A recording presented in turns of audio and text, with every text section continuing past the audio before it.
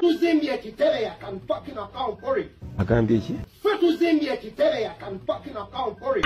Lumu omuvubuka yagamba nti nanywedde eccupa za bbiya 3 okusobola okufuna obuvumu obugenda okwetondera mukyala wange yali yanuba kyokka ate bwe natuuseeyo gy'abeera nga ntamidde navumye muvume. Kakati naawe Dr. Hildaman Mazongoto muganda wange, wakati w'oyagala okulagira ensi n'abalonzi bo nti abakujjonkera be bakyamu abeenoonyeza ebyabwe gwe tolina ttabbu ate okozesezza ettamiiro ly'obusungu eky'obulabe ennyo. Ettamiiro ly'obusungu lya bulabe n'okusinga ettamiiro ly'omwenge. Kyannaku nnyo nti ffe abantu ba bulijjo ne gavumenti mu community tulwanyisa nnyo ettamiiro ly'omwenge ne twerabira ettamiiro ly'obusungu ery'obulabe ennyo. Kizibu okusanga omusibe eruzira awangaddeyo emyaka naye ng'ekimukuumidde eruzira emyaka egyo lyali ttamiiro lya mwenge nga lye lyamutuusa eruzira. Abasibe abasinga eruzira abali ku Jannaggomola baasibwa lwa ttamiiro lya busungu, kubanga si kyangu omuntu okutemula omuntu olw'okubanga atamidde omwenge. Kizibu okusanga omuntu akutte ejjambiya olw'okubanga ava kwenywera mwenge gwe n'atemaatema omuntu. Abasinga okutta bannaabwe bakozesa ttamiiro lya busungu. Ettamiiro ly'obusungu likukwasa ejjambiya n'ogenda otemaatema munno ne wejjusa luvannyuma nti kino nakoze kyaki kubanga wabaddeko ettamiiro ly'obusungu. Naawe Dr. Hildaman Mazongoto nga ggwe omukulembeze weewalanga nnyo okuwuliziganya ng'oliko ettamiiro ly'obusungu, kubanga w'oyagala okukakasiza ojja kwesanga ng'okoze mistake ennene nnyo esinga ne kye babadde bakuwaayiriza. Kati essaawa eno gw'ofuba kkakasa ki nti gwe mutuufu tewalya?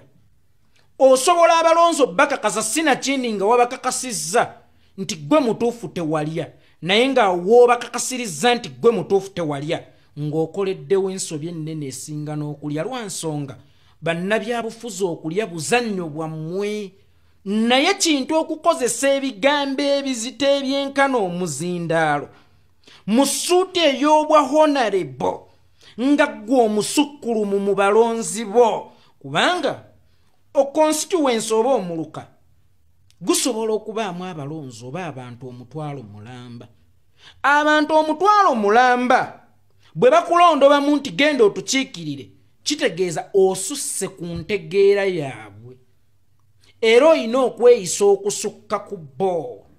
Si buli ngoma gye banakukubira nti onaagizinirako, ne bw'oba osazeewo gizinirako giziniremu ng'oli mu ssuuti ey'obwa honorable. Omukyala ayambadde gomesi oba omwami ayambadde ekkanzu asukka ku mukyala ayambadde mini ng'azina. Ayambadde mini, ayambadde obupale, asobola okuzina n'ayawuza, kubanga n'ekyambalo kye kisobola okumulaga kyali, naye kisobola okukola agataliiko nfuufu oba ku NTV akawungeezi nti omukazi yazinidde mu gomesi n'ayawuza, omusajja omukulu yazinidde mu kkanzu n'ayawuza. Erinnya ly'obwa honorable litegeeza nti otusukkako ku ntegeera. Era bw'obanga oyanikula ensonga yonna, gyanikulenga kihonorable. Tojanikulanga musogozi wa mwenge ku kyala asogolera okunywako. Waliwo nno abasogolera ssente waakiri, ne waliwo asogolera okunywako. Kakati gwe pointi yo ogirese ng'omusogozi w'omwenge ku kyalo asogolera okunywako. Dr. Hildaman Mazongoto sikulumba, sikwataakinga, naye ettamiiro ly'obusungu, weewale ettamiiro ly'obusungu. Ekikufuula omukulembeze kwe kubanga osusse ku ffe era nga toyina ttegeera nga ffe, nga ne bwe tuba tukulumbye mu ngeri y'entegeera yaffe twanikule mu ngeri y'entegeerayo. Ne nujja simanya biki nange kyesobola kukola wano. Golooza ffe tetulina bitusoomooza oba ffe tetulina bitulumbagana. Toddangamu kozesanga lulimi olwo, kubanga ky'okoze kinene n'okusinga ky'olowooza ky'ozza okudifendinga. Tuyina abaana ate naawe olina abaana. Eyo statement yokka abakuwalana basobola okujja eri pako nga bo tebategedde nti wabadde na ttamiiro lya busungu. Kano akaseera Dr. Hilderman tukayita muyunga, tukayita mugatta.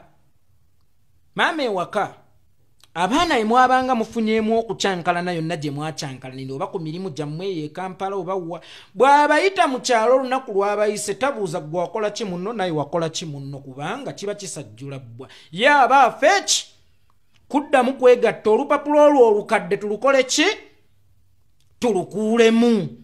Akaseera ka muyunga akaseera ka mugatta toddizaamu nnyo nsonga ne bw'oba osazeewo kuzza nsonga zikomezeewo mu kitiibwa ky'essuuti gy'oyambadde oba mu tayito gy'owaniridde nti Honorable Sussi ng'omusogozi w'amabidde asogolera okunywako.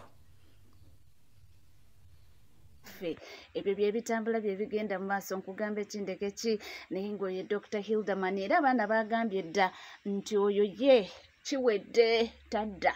Era waliwo n'omwana omulala Foot Soldier agambye nti entebe ya Dr. Hilderman nnuma nti kubanga ye tagenda kudda. Kale tewali kinnumanga kifo kya Hilderman kubanga kigenda kudda mu mikono gy'omuntu w'NRM. Kinnuma ate sitwandibadde ne Hilderman n'abeerawo naye nga waffe.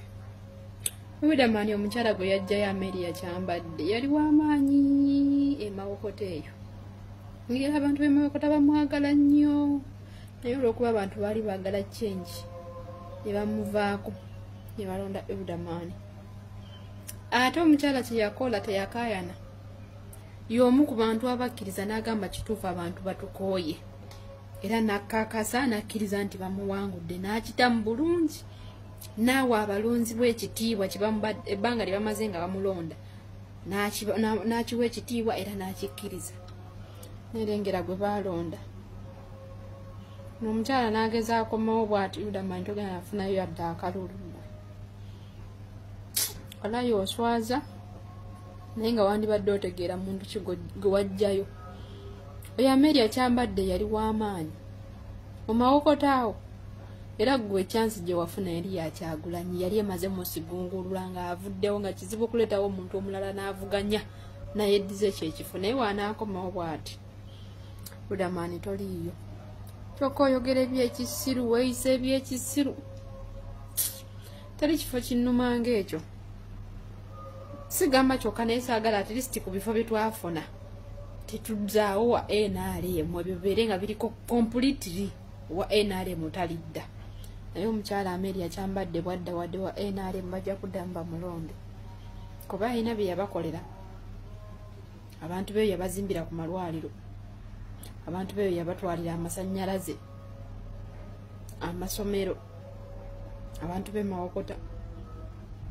So tolina kyokoze kyokka mu kifo ky'okubanga tolina kyokoze. Yes ye yali aluddeyo nga amazeeyo ebisanja ebiwera gwe wakamala ekisanja kimu naye tolina kyokoze.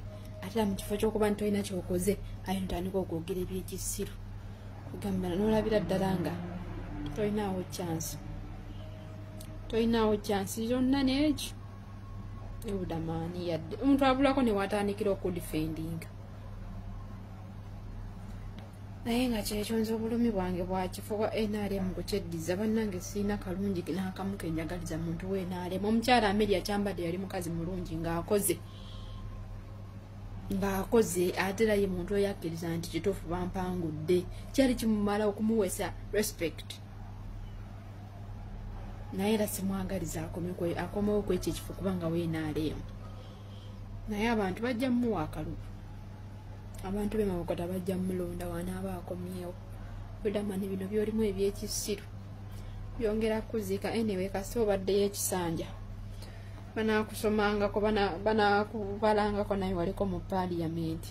Naye tugambe ki onaayogerwangako tukyalina kyakukolera bwotyo bw'osazeewo. Mwana agambye ndi Dr. Hilderman anaayogerwangako mu byafaayo nti yaliko omubaka yasowe Mawokota era nga yajjira ku kadi ya NRM abaffe nti twogere ki tuleke ki. Agambye nti ekinnuma ekifo ekyo nti muna NRM agenda kyeddiza kubanga era Amelia Kyambadde nti abantu b'e Mawokota baali bamwagala nnyo naye lwakuba abantu baali bakooye nga bakooye NRM nga beetaaga change ate Umbrella nejja n'amaanyi mangi nnyo awo buli yejjangawo nga tugamba tiikinga buli bw'olaba Umbrella tiikinga ffe lwaki tetukwatako nga tutiikinga Umbrella naye abamu batudisappointinze tetulina kyakkola nga tuvuddeko eyo omwana avuddeyo agambye mbu waliwo ebintu oba omukulu Fred Kajubirumbu ebyayogeranga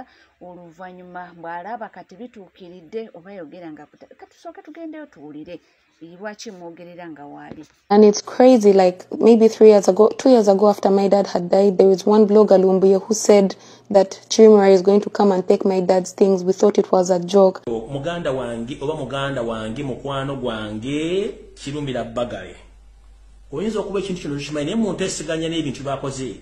Bagale Kirumira gwe muntu gwe bagenda okukozesa okutwala oba okugula ebintu bya Ibrahim Kibirige Muwanga. Be careful the people you call your friends because they might be waiting for you to die and take your belongings. My father, the late Haji BMK, worked so hard to build his legacy, to make his name, to make connections. And now one of the connections he made, his so-called brother from Kwagalana, the chairman of Kwagalana, not his blood brother, is now working day and night to take what belonged to him. Yet in public, he used to say, oh my gosh, this is my brother. And then, of course, not like that, but that's what he used to say. Please, everyone that used to go for events knows that this used to happen when they were together. But then again, I think my dad knew his friend because when he passed away in his will, he mentioned that we need to take out all our shares from Kwagalana, which we haven't gotten yet. I'm yet to talk about.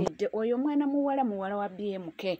Nti BMK we yafa mukulu Fred Kajubirumbu ye yavayo n'abigamba nti meeting eyatudde nti bajja kukozesa mukulu Kirumira babenga batwala ebintu by'omugenzi era omuwala amaze okuba nga testifyinga abyogedde so times tuleke okutwala ebintu ebimu bino for granted ffe abyogera ne tugamba oyo ayogera bwogezi ye bw'atyo oyo ye blogger twamumanyiira abaffe abamu abatestinzeeko oba bayogedde ne kibaawo batandise okuvaayo nga bogana kakati era nga tukyali ku ebyo yavuddeyo n'abanga wa security alert ku Ssaabasajja Kabaka neera tugendeyo nsaba okuluma kutukwa Ssaabasajja Kabaka omulopera otongole nti security alert gyengenda omuwa eyinza omulumyamuko sekalootera naye ate bw'anaatuula n'azaayo akatambi emabega ku byaliwo mu mbula oba mu nseerera ya kitaawe Ssekabaka Frederick Luwangula Muteesa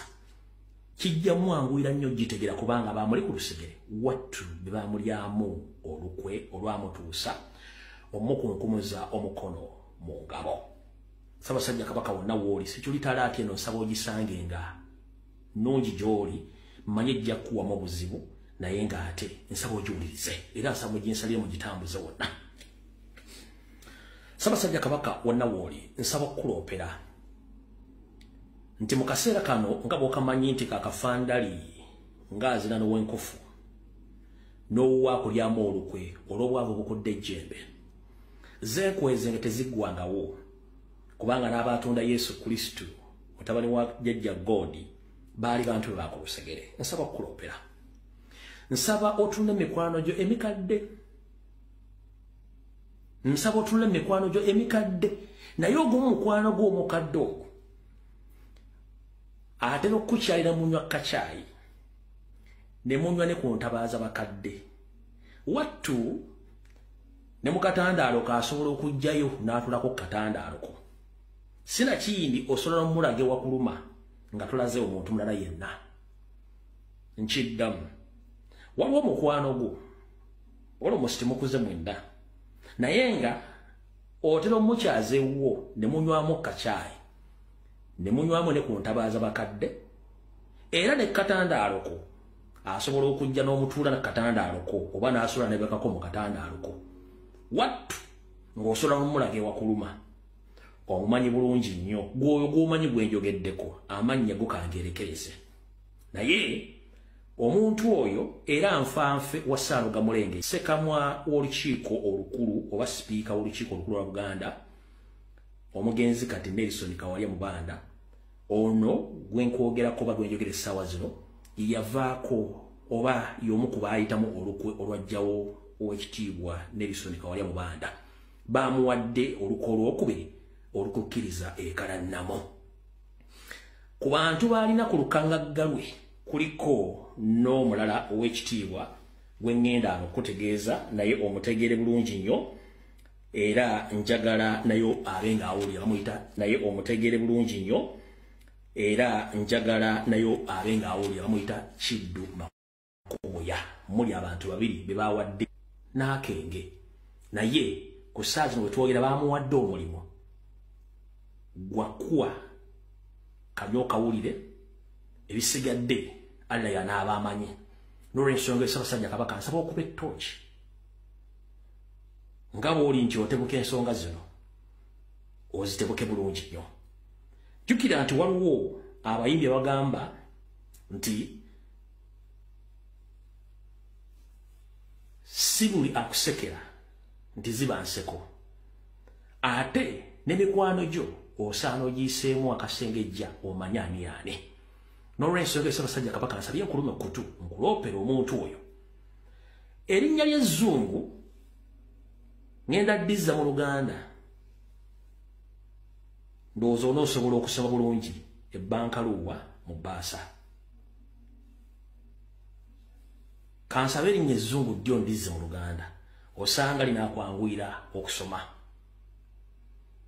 Mu Luganda erinnya lye aba ayitibwa mu Luganda erinnya lye liba litegeeza kusuubira ly'egganda kalyekereze kubanga ngambye nti ebintu bino biyinza okukuwamu obuzibu okutegeera naye we nnaafundikira akatambi kano naawe ng'ewiiki eno ewedde mbweti nejja etandise ojja tutandika okutegeera ng'ofunye amakubo amala gakuwa obubaka bulimu kubanga tukwagala nnyo obeerewo. N'olw'ensonga eyo nsabye nkulume kutu ku nsonga eyo Ssaabasajja Kabaka ogitegere ku by'okwerinda byo kubanga wootali naffe tetuliiwo.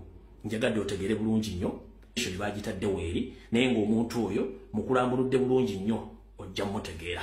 N'olw'ensonga eyo ye security alert yesoose gye mpadde Ssaabasajja Kabaka abeere nga yeeberemu ojo egimu ginfanfe nti bw'oluma ku kifi osobola omuwaako kuliko alimu olukwe ennyini Ssaabasajja Kabaka naye nga luvudde gye luvudde okutegeezeza kyekyo saagala saawulidde saagala saategedde amaze okuba nga gatuwa era nga alert naye agibawa already nkugambye nti omwana muwala wa BMK avuddeyo n'aba nga ayogera ebintu musajja mukulu ono Fred Kajubirumbu yali yayogerako edda era yagambye nti it is like some 2 years back naye kati it has come to pass nti era kati omuntu gwe batwalanga ng'omuntu w'ewaka omuntu gwe yatwalanga ng'omuganda we kati essaawa ya kakati yali emabega okuba nga ate abulinkanya ebintu by'omugenzi abaffe eyo ye Uganda yaffe naye nga mpola tugenda nga tweyongerayo mu mawulire ag'enjawulo munnange. Omusajja mukulu Pastor Mala avuddeyo n'ategeeza oba ne yeekokoola Pastor Bujingo ono Pentagon gye twagala naye mufuukidde akabasa kati Bujingo ayogera ebitakwatagana avuma buli omu tayagala mmanya naye ono Pastor munne amuviiriddeyo. Nabagamba nga Bujingo yakatandika ti Bujingo alinga mmese eruma bwefuuyirira ogenda okuzuukuka nti ekulumye nga kiri toilet Ahmad Boogere jjukira yankyazanga Kusubi FM Ahmad Boogere mase nanga nti Pastor ekigambo ekyo kyoyogedde nga kinene konze Bujingo mmese nze nga muwulidde ne gyalaga akola ki alabayo akola accountability nemugambo yalinga ki mmese era bulijjo nkibagamba emmese ogenda okutegeera nti yakulumye ng'olaba bbwa na musaayi netusobola kuwulira ng'ekuluma ye Bujingo abantu tebasobola kulaba nti ababba paka nga ababbi mbuze ekirala eri abakyamuyita man of God is a man of God bakyalina n'essuubi nti Pentagon will tujja gifuna mu maaso naye seewuunya President Museveni bwe yateekawo commission of inquiry into the Serulanda Spiritual Foundation gye bayitanga bambi baba babuwe Jose waffe Mugonza ne gurupu ye eya Rakai Free Trade Zone omwali mukyala Gatundu Njuba omukyala yakaaba n'aga nti bannange lwaki batutawaanya batuleke ffe tutandike tugende mu maaso n'ekibuga kyaffe tinze natunda ebyange byonna nembikwata nembiwaayo bwe tutakola kibuga nfiirwa kubanga omusajja yababba oyo bambi baba babuwe Jose waffe Mugonza. So what are you talking? Ne bujinga ababbi. You're not surprised. Muze ekirala ate ndabira surprised nti Kakande be yasooka okubba baagenda aye zino sente azimbye mmalala zazimbyemu ebyo Be yasooka nabo si be bazimbye.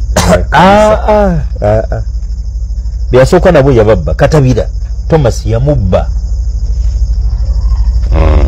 n'amukaliza Obonyo yamubba nange kuutadde Kaweesa n'abalala waliwo omukyalo baba amuyitanga ne baba amuyita Malinga yamubba bangi nnyo. Musumba yataddeko comment ndoza wamwanukuli yage nti musajja yakuzimbira ennyumba Musumba Kakande okolokota waaki namwanukudde nti tekako bwe namwanukudde okulaba waneeno kuba nange mwandigambye mbu nsala omugambo si bigambo byange bigambo bya pasta wuuyo abyeyogeredde bapasta ku bapasta era buli omu akuba munne ebituli naye nga ffe wetuli nnyo kubanga tugaba tuusaako wona wooli wona woosinzidde kugamba bugambye nti omukutu oli gumu gwokka NCK TV era bw'oba oliyo nga tona subscribinga kekadde subscribinga ringinga that notification bell sharinga likinge ebisigadde buterevu amawulire nja kubanga ngakuwa era nja kubanga ngakutuusaako wonna wooli mu maaso eyo tulina kye tugenda okuba nga tukutuusaako gwe tuzikalira nywera ojja kubanga ogafuna mu bujjuvu bwago sigala naffe tovaawo.